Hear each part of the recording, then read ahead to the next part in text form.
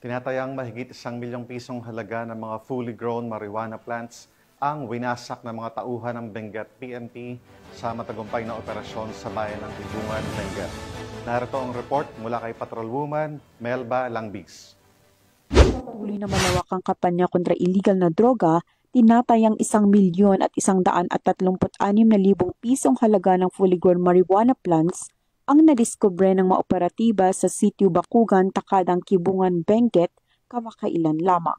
Ayon kay Police Colonel Lambert A. Suerte, Provincial Director ng Benguet Police Provincial Office, ang operasyon ay nasakatuparan sa pagtutulungan ng mga operatiba sa pangunguna ng 1st Provincial Mobile Force Company, Kibungan Municipal Police Station, Regional Intelligence Division, Philippine Drug Enforcement Agency Cordillera at iba pang unit ng kapulisan.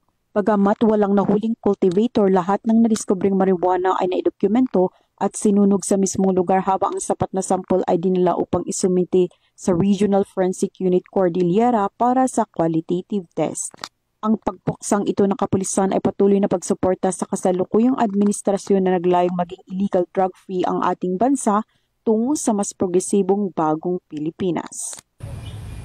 Mula dito sa rehiyon ng Cordillera, ako ang inyong PNN correspondent, Patrolwoman Melba Langbis, alagad ng batas, tagataguyod ng Balitang Pulis.